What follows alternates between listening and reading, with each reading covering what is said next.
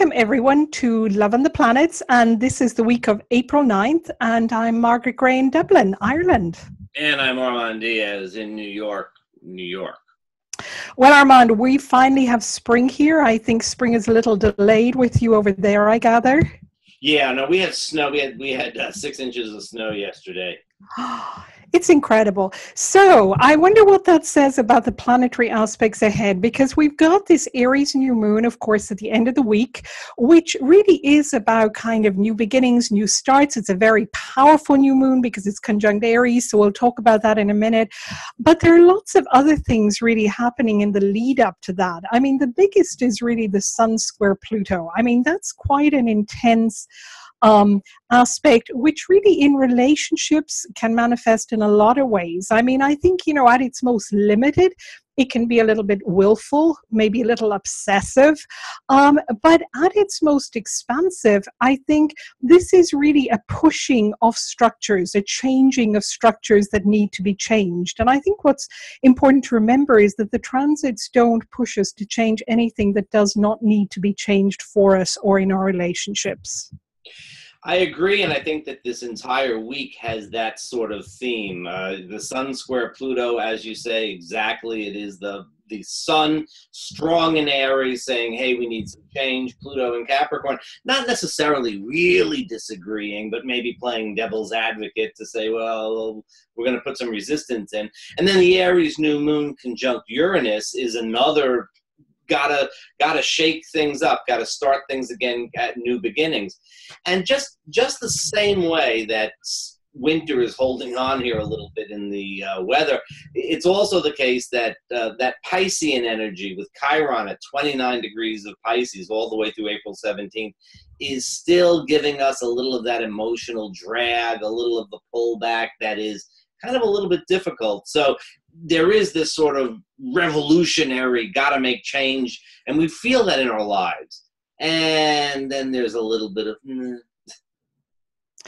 That's so true. And, we'll be talking about this in our next recording next week, of course, about Chiron moving into Aries and how that's going to impact us all and impact our relationships.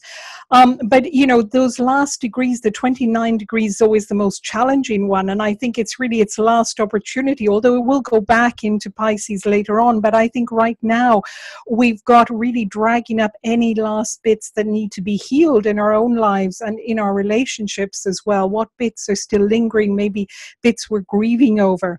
However, before that happens, or before Chiron moves into Aries for the rest of the week, we've also got two kind of gentle transits, as I would call them, or nice transits for relationships, which is still on the 10th, the Venus in Taurus trine the Mars in Capricorn, which I think could be quite romantic, could be quite passionate.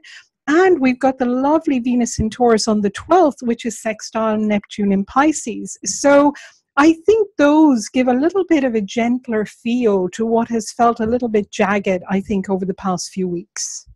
And with Venus being so much the planet we associate with relationships, I think that it's very likely that we'll kind of, and don't forget the moon is in Pisces before the new moon too.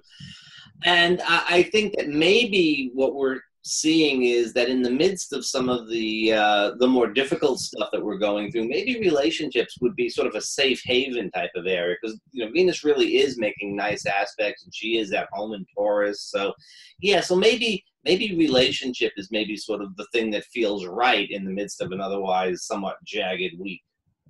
Yes, there's some comfort there, isn't there? Because that Venus in Taurus is so sensual. And of course, you wrote that blog about Venus in Taurus. So if anybody wants to know more about it, do go onto our website.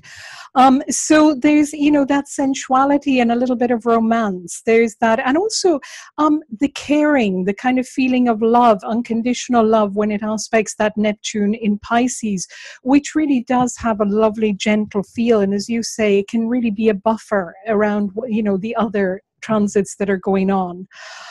Now we've also got, of course, a big change with Mercury going stationary direct at last on the 13th. So, at last there's going to be a little bit of a shift in 15th. these Sorry, the 15th.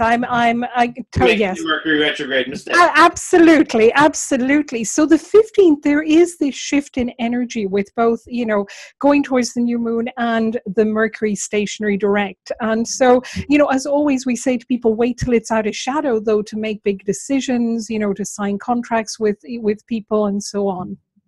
I think that it's really significant. The first half of April has a lot of this mixed energy, and I think once we hit Mercury going direct, and just to remind people that a lot of times some of those mercurial snafus really multiply right around the station, so watch out for communication, tech stuff, commuting and stuff like that right around then. But the first half of the month, very much sort of mushy Chironian things, and then Aries charging ahead. Second half of the month is going to be whoosh, a lot of stuff happening. It changes.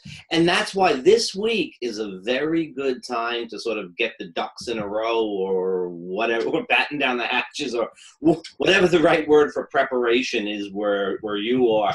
It's a time to get yourself sort of aligned within, because I think once we go forward, it's going to be a little bit too raucous to sort of have a sense of control.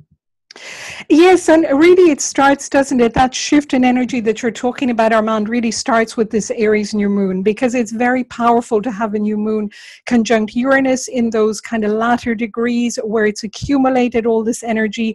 And really, it's really expect the unexpected. We don't know what's going to happen. And in relationships particularly, because it's a very strong individualistic energy. It's a very strong independent energy. And it's a very strong really wanting something new. It just absolutely wants something new. And I think also not to forget that it's kind of building up towards the Mars-Pluto conjunction, which will be later in the month. So there's also that underlying energy with the Capricorn, where there's kind of a, squaring it, that's kind of a push-pull energy. So there's quite a lot going on, but, maybe a new time to really start something new, to really do some spring cleaning in relationships as well, which relationships work, which ones don't, and what do we want to change within ourselves in terms of relationships. That is what is on the agenda for us to sort out in this coming week into the new moon. And after that, Margaret, I don't know, we're going to need 15, 20 minutes to talk about the weeks ahead, because so much has happened. Yes, absolutely. I'm just happy that on my birthday it's going to be nice with the Venus and Taurus sextile Neptune. So we'll leave it on that nice, gentle note and get ready for the weeks ahead. Take care, Armand. Bye-bye. Bye-bye, Margaret.